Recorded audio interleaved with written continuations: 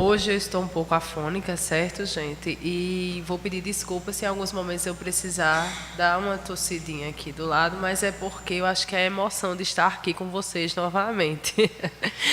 Eu comentava ontem com alguns colegas assim, a questão, rapidamente fazendo um parêntese antes da gente iniciar, eu dizia, é fogo, o corpo sente quando o tempo muda, né? O corpo poderia sentir outras coisas, né? Quando a gente está pensando em fazer alguma coisa mais errada, dizer, olha, não é por aqui, é por aqui.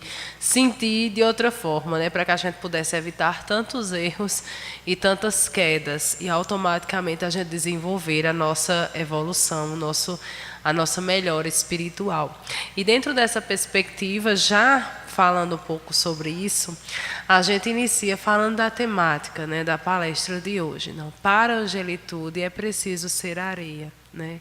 Então, para que a gente possa ser anjo, que todo mundo quer ser um espírito iluminado, todo mundo quer crescer, quer desenvolver, todo mundo quer estar em uma alta condição espiritual, porque ninguém quer desencarnar e ir para o umbral. Tenho certeza que ninguém quer, mas é uma característica que a grande maioria vai passar, é uma necessidade do espírito no seu processo evolutivo.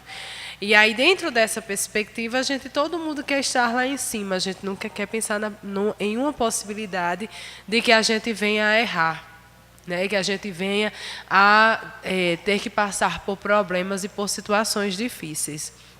Mas, para que a gente seja anjo, para que a gente chegue a um nível elevado, a gente primeiro precisa ser areia.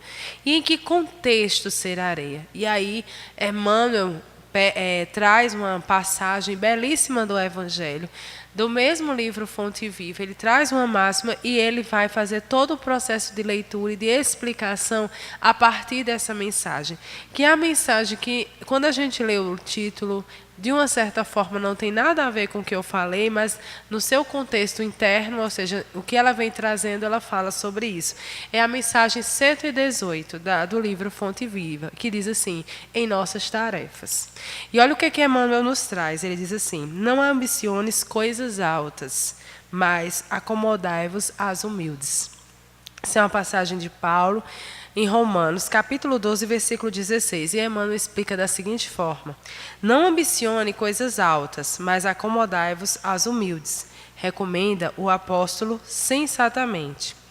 E diz, muitos aprendizes do Evangelho almejam as grandes realizações de um dia para o outro. Aprendizes do Evangelho somos todos nós. Porque estamos encarnados, vivenciamos a mensagem de Jesus e temos a plena consciência da sua vinda, dos seus ensinos e do que nós necessitamos para o nosso crescimento.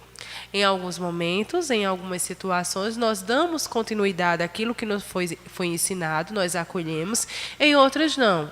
Nessas outras que não é o quê? Porque o nosso orgulho e o egoísmo está ali bastante latente e a gente acaba não dando ouvidos ou não dando a devida importância ao que de fato é necessário para o nosso crescimento.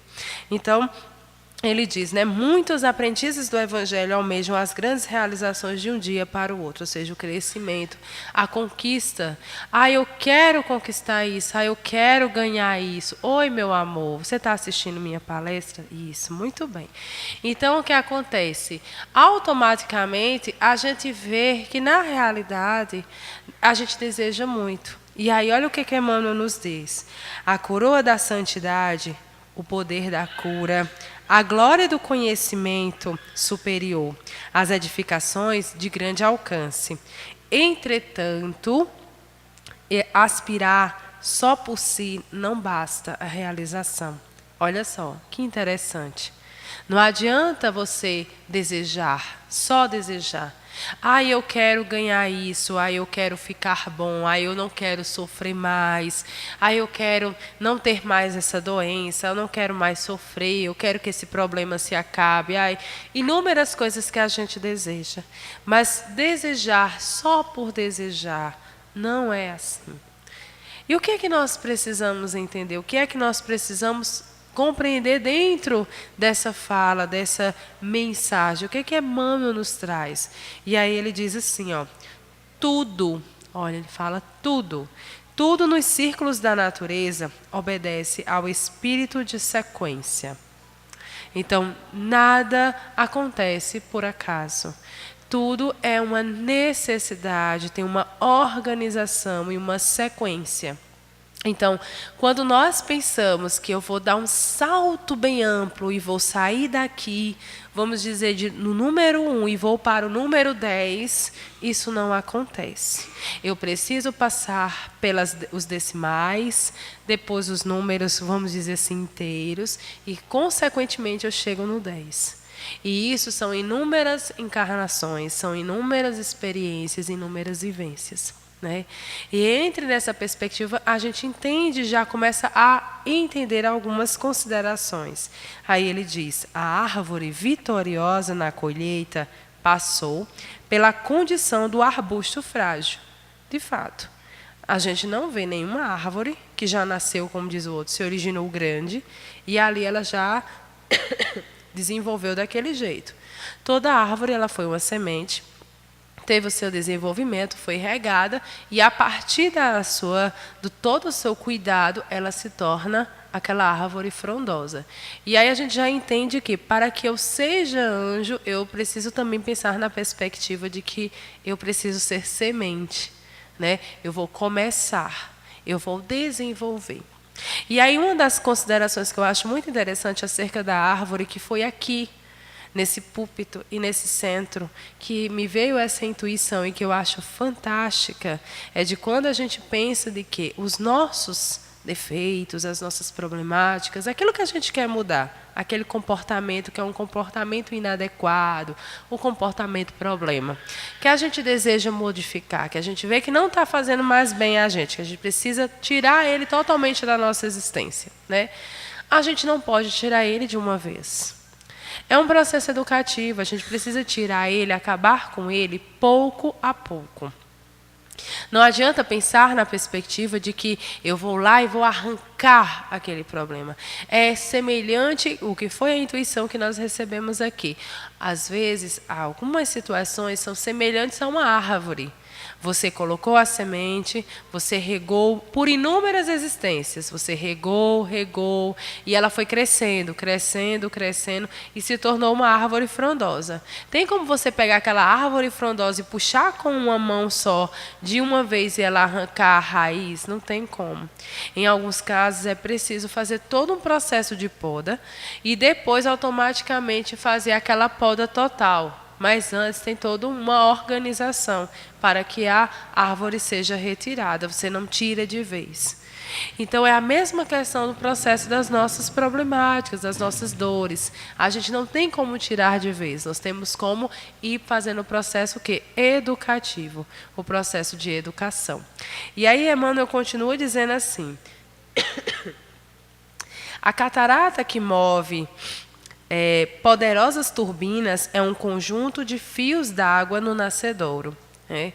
Então, quem já teve a oportunidade de ver a fonte, né, como a gente diz, da água, onde nascem, como a gente chama do olho, né, da água, de onde sai, onde jorra, ela é bem pouquinha. Ela não é esse mundo, né, como a gente vê nas cachoeiras, nos rios, na catarata, como ele diz aqui.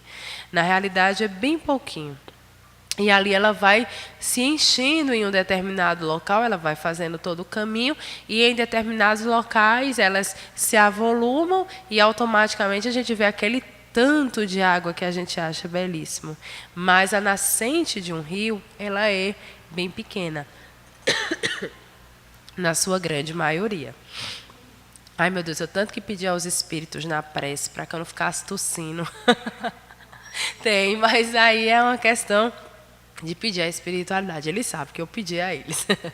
E aí o que acontece? Ele diz, Emmanuel continua, imponente é o projeto para a construção de uma casa nobre. No entanto, é indispensável o serviço da picareta e da pá, do tijolo e da pedra, para que a arte e o reconforto se exprimam.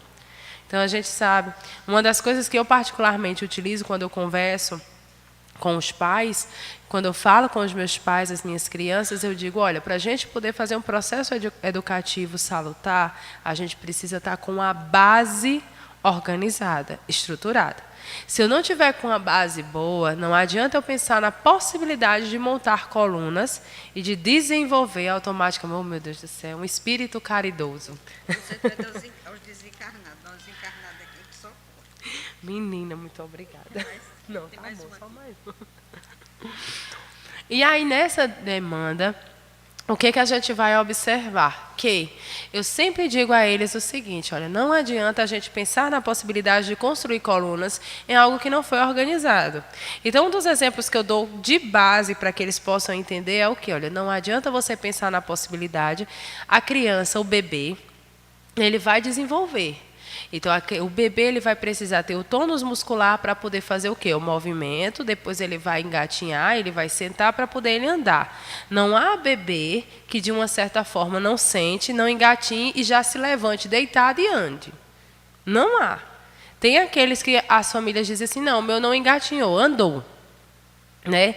Mas aí quando a gente vai conversar com a família, a gente vai ver que se arrastou, que fez algum movimento para poder desenvolver o andar. Mas teve que fazer. Então, não tem como eu desenvolver o andar sem eu desenvolver, pelo menos, o sentar, o fortalecimento dos músculos. Toda criança, todo ser precisa fortalecer seus músculos. E aí, o que acontece? Esse é um dos exemplos.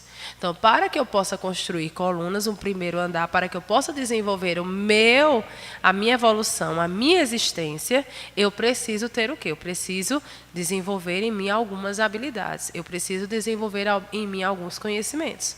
Não adianta eu pensar na possibilidade de que eu vou dar saltos, como eu disse anteriormente. E aí, Emmanuel diz assim, abracemos os deveres humildes com devoção ao nosso ideal de progresso e triunfo. Que deveres humildes são esses? E aí a gente precisa entender que às vezes a gente acha assim, eu preciso trabalhar na casa espírita. E quando chega na nossa casa, no nosso lar, a gente não consegue nem ter uma conversa salutar. E aí os deveres humildes, eles começam dentro da nossa própria casa, dentro do nosso próprio lar. Certo? No processo de paciência, no processo de discernimento, de equilíbrio, que a gente precisa ter. Quando a gente não consegue compreender isso, a gente acha que o dever humilde ele é só externo, é o que eu faço fora, e não o que eu faço dentro, a gente já começa errando. Mas a espiritualidade ela não nos julga, ela compreende a nossa noção.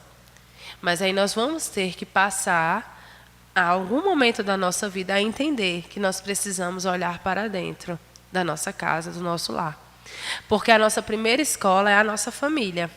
Não é à toa que nós temos a mamãe, o papai, os irmãos, a esposa, o marido, os filhos que nós necessitamos. Todos nós precisamos daqueles que estão conosco.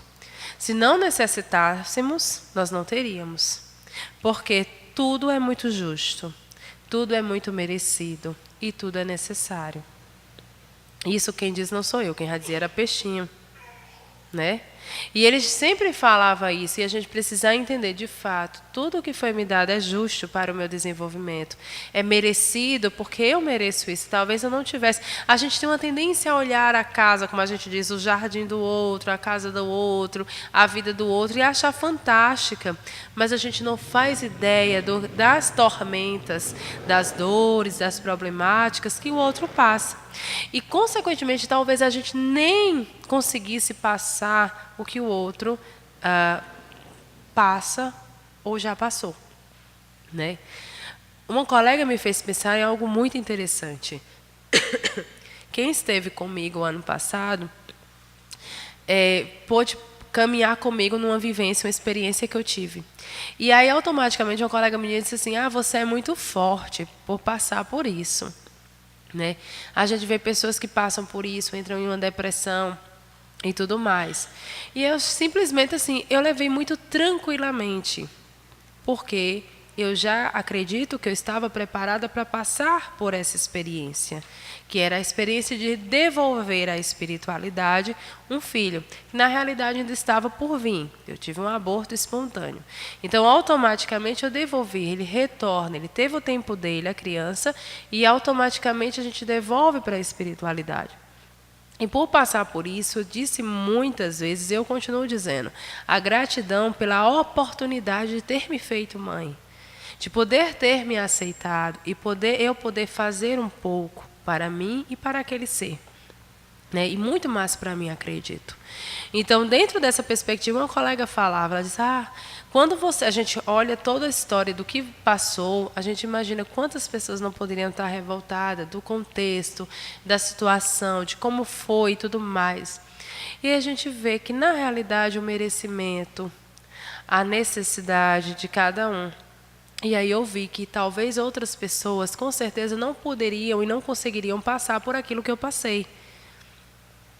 Mas eu também não conseguiria passar pelo que outras pessoas passaram e passam. Então, é a condição do espírito, é a evolução do espírito. Então, o que nós temos na nossa existência é necessário para nós. E aí, dentro das nossas problemáticas, a gente precisa entender o seguinte: as grandes perguntas que nós devemos fazer é: o que isso está me ensinando? A dor, dentro da dor. O que a dor está me ensinando? Para que ela está? O que é isso? O que ela me ensina? Ela me ensina isso, isso, isso. Né? Por quê e para quê? Quando você começa a questionar, sair da ideia de olhar só para você e entender um pouco do contexto, aí você vai ter um olhar diferenciado da vida. Você vai compreender isso. Vai conseguir entender que nós temos aquilo que, de fato, sendo até repetitiva, nós necessitamos, nós precisamos. E aí Emmanuel continua dizendo, olha, eu vou repetir e dar continuidade.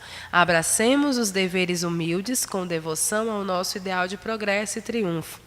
Por mais árdua e mais simples a nossa obrigação, atendamo-la com amor. Né? E aí eu gosto muito de falar assim, dar um exemplo de experiência particularmente muito viva, de que eu tive a oportunidade de conhecer. Né? No período em que esteve encarnada, a minha avó, ela teve uma experiência de vida nessa última existência bem difícil quando a gente escuta, né, a história. E aí ela teve um esposo que tinha um comportamento um pouco difícil. Ela teve nessa condição a sequência de 11 filhos. O último veio a desencarnar com problemas cardíacos. Os outros 10 permaneceram. Ela teve a oportunidade de educar, de criar e tudo mais. Porém, o esposo, vez por outra, trazia situações, que era meu avô, de bastante dificuldade, né, de vivência em vida de casal. Né?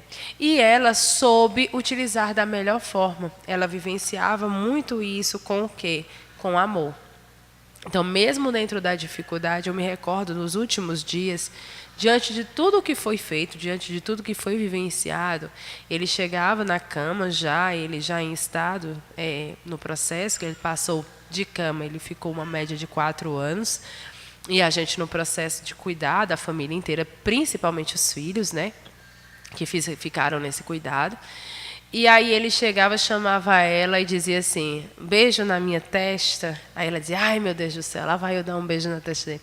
Mesmo diante de toda a problemática, de toda a tristeza, das revoltas do que havia passado, de todas as situações, mas ela ia lá e beijava a testa dele.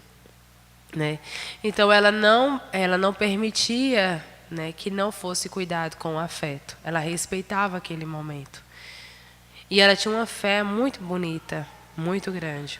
Então é a questão da dificuldade da existência que ela teve que eu vejo, e que todos nós temos de outras formas, de singularidades, né, variadas. Mas é isso que Emmanuel diz, é que a gente possa vivenciar a nossa obrigação da forma com amor. Que nós possamos atendê-la com amor. E aí a gente pensa na perspectiva que ele vai finalizar dizendo assim, a palavra de Paulo é sábia e justa, porque, escalando com firmeza as faixas inferiores do monte, com facilidade lhe conquistamos o cimo.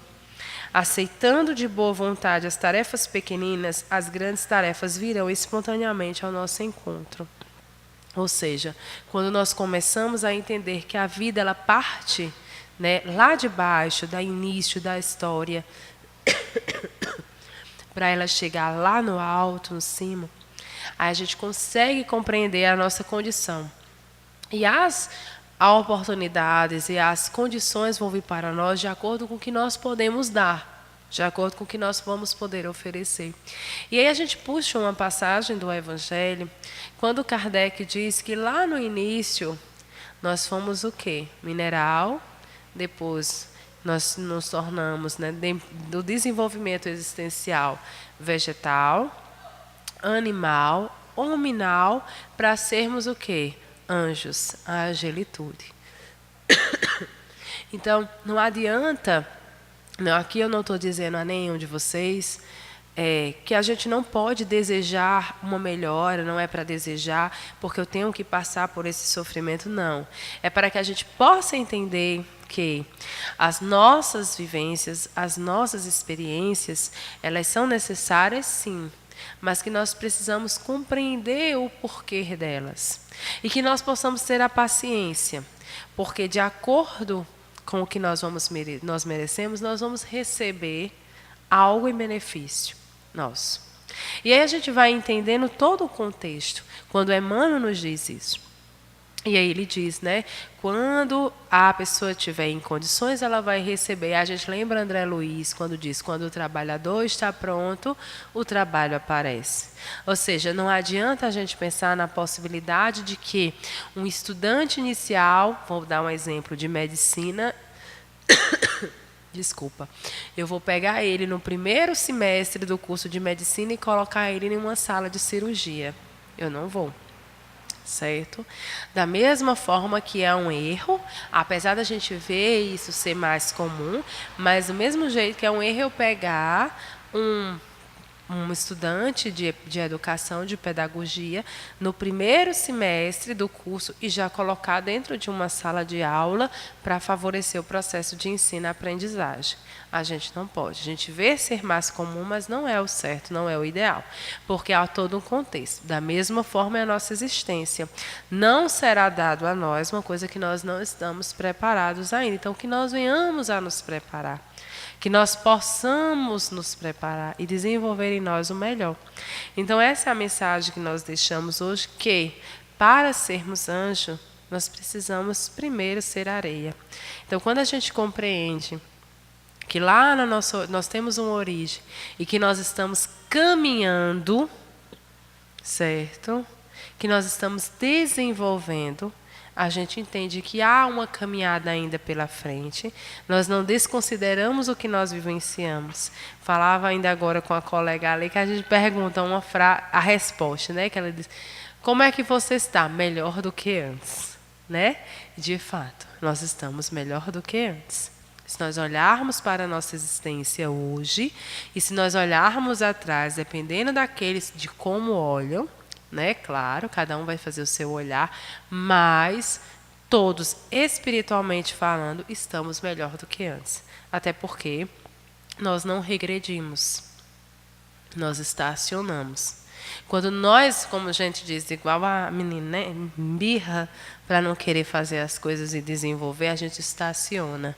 Aí tem uma frase dentro da religião, né, católica que diz assim: a gente, quando não avança para frente, dá 2 passos para trás. Na realidade, não é que a gente dá 2 passos para trás, é porque as pessoas avançam e a gente fica. Então, no que as pessoas avançam, automaticamente elas devem dar 2 passos à frente, aí dá a entender que nós estamos 2 passos atrás, mas não, nós continuamos parados. Certo? Nós estacionamos, porque aquilo que foi adquirido não é perdido. Aquilo que nos foi aprendido não é perdido. Está entendendo? Então, não tem como. Então, é por isso que algumas habilidades as pessoas têm, são favorecidas e desenvolvem. Pronto, eu falo, sempre eu comento nas palestras o meu desejo de poder, né, nessa existência que eu já abominei. Eu canto só para mim, eu não canto mais para ninguém. O meu sonho era cantar. Ai, meu Deus, tudo. Consequentemente, em outras existências, eu gastei a minha voz drasticamente. Mas a habilidade que eu tenho de ouvir uma vez, de pegar o tom e de cantar, reproduzir em letra, em sonoridade, em melodia. Tem pessoas que têm a facilidade de cantar, têm a voz e não têm. né? Então é algo que eu tenho de habilidade. Eu estou aprendendo a tocar violão agora, mas eu vou cantar só em casa. Eu já disse lá em casa, eu só vou cantar em casa. E vou fazer igual a Luana, que evangeliza as crianças aqui. A gente canta para as crianças, porque criança não percebe quando a gente tem voz feia, a gente canta só para as crianças, né? E aí, dentro dessa perspectiva, o que a gente observa? As facilidades, os dons que cada um tem. Então, eu aprendo e meu esposo também está aprendendo. Então, nessa dinâmica dos dois aprenderem, enquanto ele é bom de ouvido como eu, mas no processo do toque ele é triste. E da música passou. Então eu estou tocando, cantando aqui, ele já está lá na frente. Aí eu tenho que falar mais. Eu vou dizer, meu filho, a música está aqui ainda. Você já está lá na frente, já passou. Né? E aí ele começa a rir. E o contexto, então, são as demandas que nós temos. Nós temos dons. Nós temos competências de existências que nós adquirimos. É um fato. E a gente precisa entender que a gente precisa se conhecer, nós precisamos nos conhecer, melhor dizendo, mas, cada vez mais, nós precisamos conhecer a nós. Eu não preciso conhecer a vida do outro, nem estar querendo saber se o outro está em João Pessoa, em Recife, em Fortaleza, na Bahia. Não, eu preciso me conhecer, parar para me conhecer. E entender um pouco da minha existência, entender um pouco das minhas dores, das minhas alegrias e de como eu posso trabalhar. De como eu posso dinamizar a minha existência. Essa é uma das grandes coisas. Então, essa é a mensagem que nós deixamos para vocês hoje, que vocês possam fazer a leitura em casa, como eu vou novamente fazer essa releitura em casa, que nós todos possamos refletir acerca dessa mensagem e entender o que é realmente necessário para nós. Todos nós iremos ser anjos, mas cada um segundo as nossas obras, cada um segundo o nosso tempo, respeitando sempre o nosso processo evolutivo.